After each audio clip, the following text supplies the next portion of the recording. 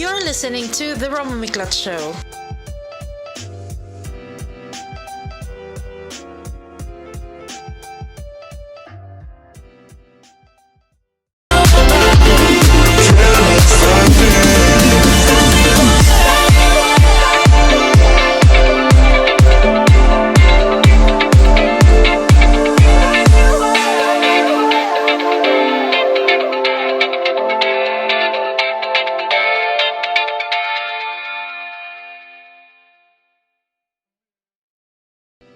Hello.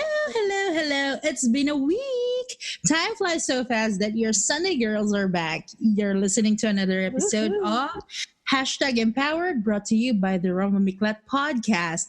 Annyeong, Patricia. Hi, and I am so excited to hear about the change, the Roma Miclat podcast. I saw that this week and I was super excited. Yay. Thank you. Okay, so let's get started. Hello. Yes. Okay. Now we don't have the video of us nodding. Yes. So now this is the true test of our friendship. I know. We will pull this through. Okay. So yeah, last week we talked about the art of saying no, and there's a part in that episode where you mentioned about rejection. And so now we thought, if we talked about saying no, what if the tables turned? That, say, we are receiving the magical answer of no, nope, not today. So, yeah, that's going to be our topic for today. Do you have any rejection stories that you may want to share, Patricia? Wow. I'm putting you on a spotlight. Sorry. Roma, girl, you always do this to me. And me, I'm like, whenever we have these podcast meetings, I'm like, how did I agree to this? You are truly magical. You have your way. I will get that as a compliment. It is. Wow, girl, when we discussed about the art of saying no, I think so many times it was because of the place of rejection that we've tasted that led us to having difficulty in saying no. So with that being said, I've been rejected like so many times, be it with a romance, be it with work, be it with, as simple as asking something from your parents and getting that no, So I think one of the hardest things that I'd like to share was the first time I really wanted something and I got a no was from my parents, like when I was deciding what to do with my career. And I honestly didn't want to study science anymore because I was done with that chemicals and the physics and calculating the, et cetera, et cetera. But about Asian parents, they're like, if you don't study science, how can you become a doctor? How can you become an engineer, Yes, it's a very Asian thing.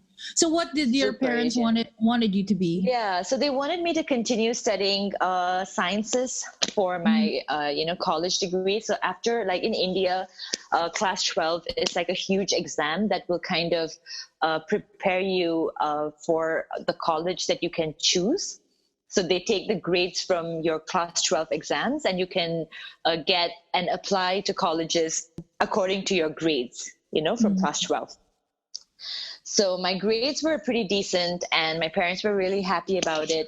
But I didn't want to study science anymore, maybe because I was just done with it, or maybe I felt like I don't think science is for me.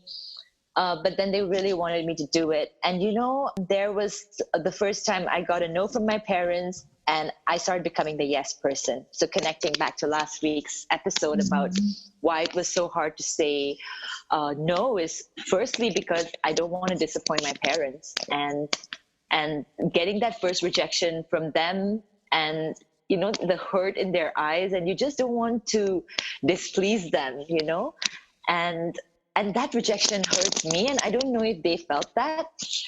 And then it goes on, then you grow up. I got lots of job offer rejections.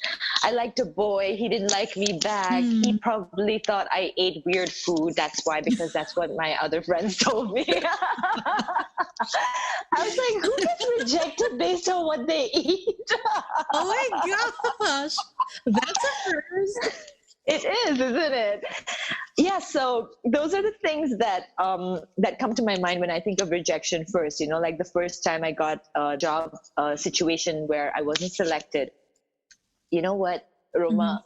I can remember even the smell of the trees that day when I cried so much. So we all, it was like a mass recruitment in our college, and I was like so confident that the HR person who interviewed me really like smiled at me, and I was like, yes, I think they like me. I think this is going to be it. And then when the results came out, I wasn't in the shortlist, and I was like, ouch. But the ouch was a lot deeper. And then I went away from my friends because they were celebrating being selected, and there I was, you know, not selected. And I think that was the first job rejection that I got. And I cried, and my college had these trees. It was really serene and really beautiful. But that evening, everything looked gray and colorless, and the wind and the trees and the soil and everything was just like traumatizing and hurtful, because I honestly felt like I was going to be selected. You know, just the way I felt about it, the way they spoke with me, the way I answered the questions, and I just thought like, I like them, they like me. I think it's going to happen, but it didn't. The funny thing is, all of these rejections evoke the same emotion within me, you know, that hurt, that kind of discomfort, like whether it was my parents, or whether it was the boy, or whether it was the, you know, the job thing. And even with friends, you know, like I wanted to be like friends with some people. I think it was high school, because, you know, in high school, if you had many friends, you were it, right? Yes. Yeah. You should be part of the cool group, you know, cool gang. Yes. They're totally. Yeah. I don't care for it much anymore, because I know that that is not important. But back then, that was so important to me. And then that didn't happen. And I was like, what? Am I not cool enough to be in their group? Or you know, is it because I look different? Because as I've shared with you earlier, I grew up in South India, so I don't look anything like the Southern Indians. And I look different. So I was like, okay, maybe they don't want to be friends with me because I look different. Who knows? I still don't know, and I don't care anymore. But that feeling of rejection, it hurts, it stings. And I don't know if you've ever felt this. And for those of you who are listening, when you've been rejected and your eyes, they want to cry, and they are going to cry. They're just about to cry. And then the first tears form, and it stings your eye, and then it rolls down your face. Oh my gosh, that feeling. I always go back to it. And it takes me great courage to share this with you all, you know, in this Sunday, because it's hard, but every moment of rejection made me stronger and built me up to the person that I am today. That's the great thing about dealing with rejection. It's like, for you, you become a better person. Yeah. Like those things don't matter to you anymore. And that's a beautiful thing. I would say it's a beautiful process. Because now you're a very beautiful woman with a good heart, and you know, you're sharing whatever skills you have with your clients and with your friends. Oh. Yeah. I don't know, Roma. Like sometimes those rejections, like they make you second guess yourself. Yes, you know? I think that's the harm that rejection does. So tying it up with last week's episode, one of the reasons why we find it so hard to say no to people is because we have been there on the other side of receiving that no. You know? Yeah, that is true though. Yeah, that is also true. Yeah. What about you, girl? I'm sure you have a few stories yourself. Yeah, I do have. Well, aside from my job applications, I've experienced love rejections too. Well, in high school, I told this boy that I liked him, and when he said that he only liked me as a friend, girl, I cried right in front. I cried right in front of him. Oh my God. Now that I'm thinking about it again, it's really cringy. Oh my God, I know, right? It is. But oh well. Oh my god, but it happens. It happens. Well, and then some of the serious ones were more actually of career related Yeah. and within the group of friends.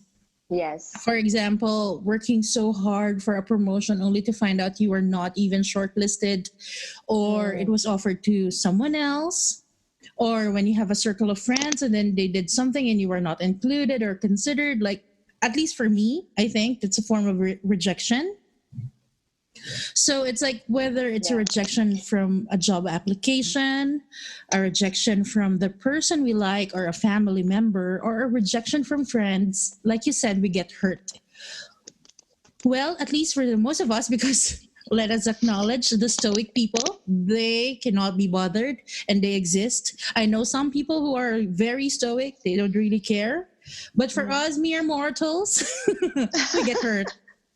Yeah, we get hurt. And when we get hurt, it can grow from resentment to grudge. And we don't want those emotions because it eats us up. And holding on these negative feelings for too long, you can be stuck in your life, or at least, a certain aspect of your life will be stuck. And that impedes us from our personal growth. So, and also, it can manifest physically because it causes stress, sleeplessness, and it has an impact to our health. Like, sometimes, have you ever felt like you were too stressed that you can feel it on your hips? I'm not sure if you can relate to me, but I've experienced that.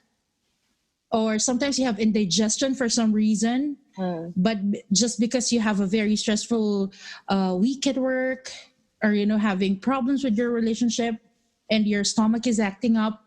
So it's like it manifests on your health too. So yeah, those things. Wow. Now that you mentioned it, I actually do remember every time I am super tired or super stressed or super hurt, I can't sleep. And also when I have like an immediate rejection or an immediate moment of realization that something is not going as it had seemed to be going, I suddenly have an urge to puke. Yeah, it's like you want to, physically you want to remove it from your system. Yeah. And so your body is like, okay, this might help, this might help. It's like, your system is trying to help you out, get through that stress. So yeah. Sometimes it may be a form of a headache. It may be dizziness, Yeah, definitely. And these are all ways that our body tries to cope with that rejection or that stress or, since we are at the topic of rejection is a form of stress. When someone that you thought, especially, okay, I don't know if, our listeners are relating with us right now, but when you've had a crush on someone for so long and you felt like they crushed back on you and then you realized that it was just your imagination. Yes. Oh my gosh, I know. It's like, I hate it. Oh my God. It's like everything that he does or she does to you has a meaning. It's like, okay, oh my gosh, maybe this person liked me. Oh my God. In he gave me a pencil. He loves me. In Filipino, we call that paasa or like umasa. Umasa is like you were hoping. You're building that hope that the person likes you back. Okay. Wow. Yeah, I know. That is me many times. That's us. That's us, girl.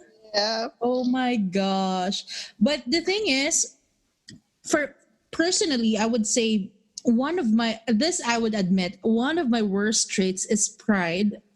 That is also why I used to have that fear of rejection. And now that I'm thinking about it, that might be the reason, or it's a factor on why I'm such a people pleaser, which led me to having a hard time saying no. Oh my God. Oh my gosh, girl, why is everything Is this a breakthrough? Oh my God. Oh my God. Cue music. Because in the past, like I remember a lot of times I would say, no, it's okay, I'm okay. But in reality, I'm not, because there was expectation. there are expectations, but whether we admit it or not, it hurts when you expect from people, or like say you expect something and then it won't turn in your favor, especially when you invested your time, your effort, your emotions. But then do I dare blame expectations? I mean, that's on me. Nobody instructed me to set expectation to begin with, but expectation is inevitable. It's human nature. Just like what we were saying in one of our topics, like in envy. It's also human nature. Yes, Because it is. we expect from our parents, our siblings, friends, partners, bosses, even bosses, we expect a lot of things in definitely. life. But Yeah. maybe we forget that, rejection is actually part of the package. Yeah. Roma, I want to circle back to the thing that you said about bosses, because so many times we look at pleasing them, and this is even with our clients. I know many of you who are listening in, you're working in some capacity where you have clients or you have bosses or people that you report to. When we set expectations of them, we get hurt. Because especially with bosses, right? We are always like, I've done so much for my boss, even more than what the work mandate requires me to do. And he or she is just not noticing my efforts. And that is a form of rejection. But circling back to episodes, and also what you just said, Roma, about setting expectations, it is on us. We are the ones who created these expectations of them. And let's just widen the net here and take it to everything else, to all our relationships. We are the ones who set the expectations on these relationships without clearly communicating to the other person of our expectations. So I think the scope of rejection increases when expectations or what we want to get from each other is not being communicated clearly. I'm saying this because I've had many bosses. I think I've worked for about 8 to 9 years now, and I've had many bosses over this time. And to the bosses who I was never vocal about what I wanted to do and what I expected from this project or from what I'm doing, whenever I didn't communicate clearly, it was just my expectations, and they don't even know that I'm having these thoughts about the work. And then they send me for something else, and I'm just like, do they not know that I'm already doing these projects, and how could they expect this from me? Because they also do not communicate to me that they want this from me, and I also do not communicate to them that I'm doing these things and I expect this. If I'm already going to be working on let's say something over the weekend, and they call me for work on a Saturday, it is overtime work, but I should communicate saying that they've already given me some work for the weekend, and I need time to think on that, even though I don't come into work that day to do work that you assigned to me. So many times, from my own personal experience, I think we set ourselves up for rejection because we do not clearly communicate. So I know that I'm sounding a little serious here, but even with people that we like, we never tell them that we like them. It's just speculation that, hey, I think he likes me back. I think she likes me back. So yeah, I think that pretty much means that we're going to be together forever. No, communicate it and know whether they like you back or not, because even with friendship, you're always like, I feel this vibe. I know that we gel well together. So let it just be an unsaid thing. No, girl, speak about it. Talk about what your vibe is. You may never know whether they think that your vibe matches or not. Right, Roma? I think this is one of the reasons why Roma and I have such an amazing relationship, is because in our first few conversations, we spoke about our vibe to each other. We spoke about our expectations to each other. And that is why our relationship is so amazing. I have never met you in person, Roma, but I feel like I know you so well. I know. You know? It's like it's hard. It's very rare for me to find people who are okay with confrontational people, because I'm very confrontational kind of person who would say, "Do we have a problem?" Because for a normal setup, they would say, "No, we're okay," but really they're not. For me, when I ask that, do we have a problem? Let me know so I can fix it. Because if you won't let me know and then you will talk behind my back, then that's a problem. It is. Yeah. And personally, I appreciate confrontational people. And Yes. when we were talking to each other about what we expect from this podcast or what we expect from our relationship, I think that clarity helps set us up for a more successful relationship, rather than just building each other up on expectations and not ever talking about it, because then our podcast won't even make sense anymore. That's a very good point that you raised there. I want to tell our listeners that it's also important that you communicate, like in every aspect of your relationship, like even for boyfriend, girlfriend, husband and wife, partners. It's important because I know this is like a woman thing. Like, we expect from our boyfriends, from our husbands to do something. Let's say, for example, say Valentine's Day. Yeah. You were expecting flowers and chocolates and all, but then your significant other is, let's say, he has a personality of a plant. Like, it's not the romance kind of guy. February 14 came, you're waiting for your chocolates and your flowers, and then you did not get anything. And you were like, okay, then there's a fight because you were expecting, but then you didn't tell him. You didn't communicate it. What are you getting me on Valentine's Day? Because usually, I think this happens for your younger people. Because I don't know, but because when I was younger, if I want something, I tell him. If I want something, I tell my partner. But sometimes they need to know what you want, because sometimes they will prepare something, but then it's not the thing that we want. Still, we get disappointed. Yeah. You see where I'm going here. So unless I love it.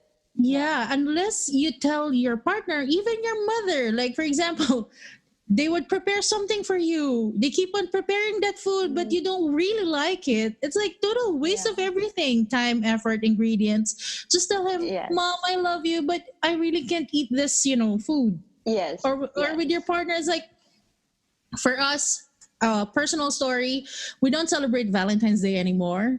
It's not that because we don't love each other, but because we just feel that it's an overrated thing. Yeah. It's like... Yeah. It's commercialized. Yes, it is. Like, we can get chocolates. You can eat outside anytime.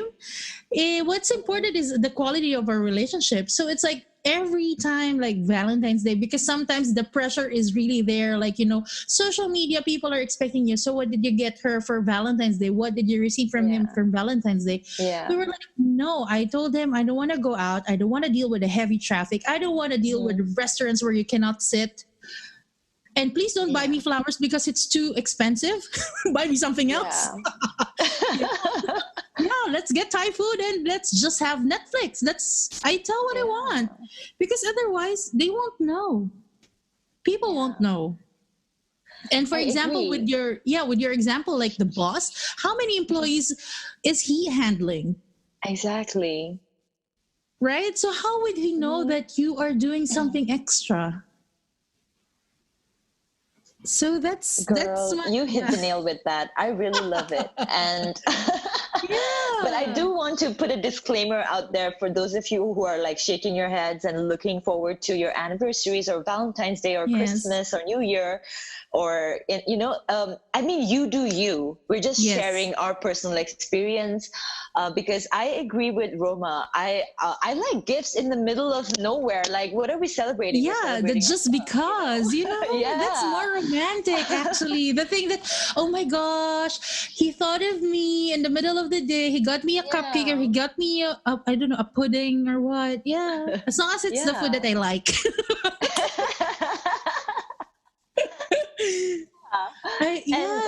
I really like that you highlighted that, Roma, because this is so important. And to all of you who are listening, we would love to hear your feedback on, how you handle rejection and how you handle expectations.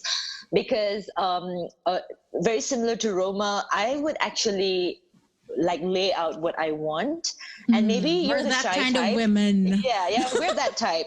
But if you're shy and you have challenges with communicating your expectations, I mean, work your way around it. you know? Yes. See what your partner is like, or see who your boss is like, or see how your friends are, because even your friends circle have different personalities. You know, some like to be confronted, some like to be told sweetly, some like to be told indirectly. You need to find out what works for you and that person in your relationship.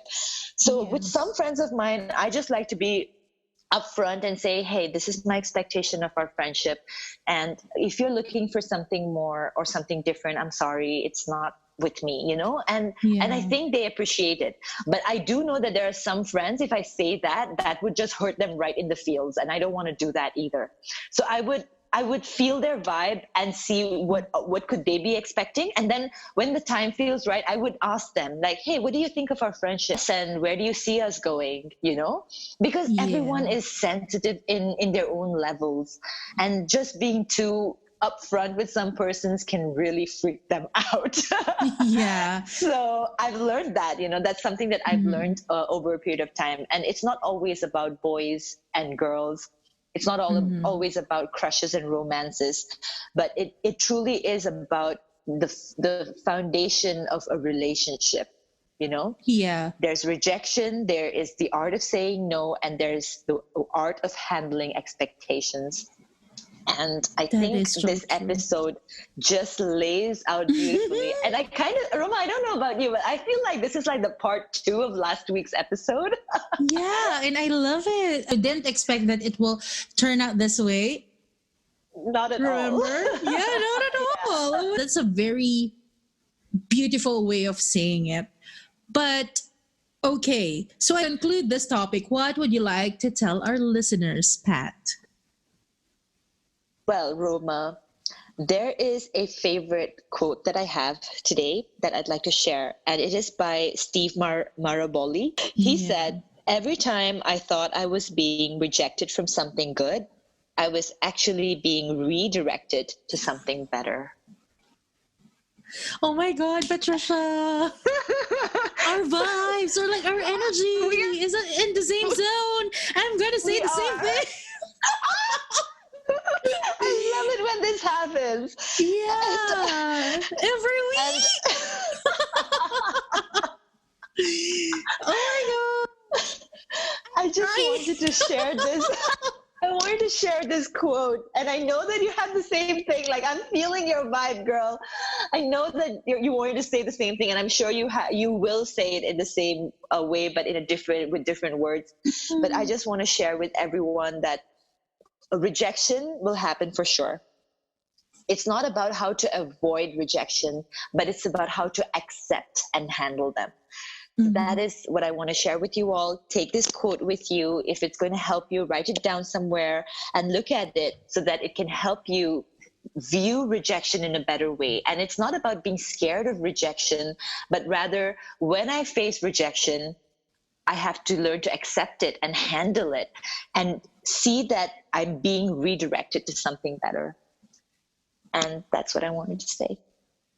Thank you, Patricia. Wow. Okay.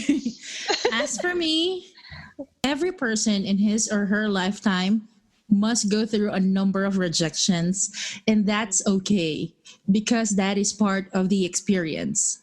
Every rejection teaches you a lesson, and maybe you still lack something, maybe you need to improve on something, maybe you need to tone it down a little, adjust until you get the right formula or the right balance. And personally, when I get rejections, I always ask why. Why was I not considered? What am I lacking? Like, what made you change your mind in this relationship? Why are we breaking up? I need to know, because remember when you resign from your job and you get that exit interview from HR and they give you a questionnaire? Yeah. It's the same thing in life. I'm not sure if I'm just that weird, but that's how I always believed in. Like, don't be afraid to ask questions. Don't just accept answers and be silent. Stand up and just ask the questions. And I think that we fear rejections because, again, we fear raw realities of life. And to counter that, I realized that all of us, including myself, we must learn how to manage expectations, because because we did something for someone we should not expect something in return. I know it's hard. Really. I mean, it's easy for us to say, but it's hard to apply in real life. But let's work on that. We are all a work in progress. And think about it. Was it really the rejection that hurt you, or was it the expectation? I'm going to leave that there. Wow. But lastly, always think of rejections as what Patricia said earlier. Rejections are redirections and an opportunity to be better. All right? Yeah. Okay, and that's our episode for today. Thank you for listening to #Empowered by the Roma Miclat podcast. We hope you have a great week. This is Roma, one of your Sunday girls. And Patricia, one of your other Sunday girls. Until our next episode. Bye. Bye.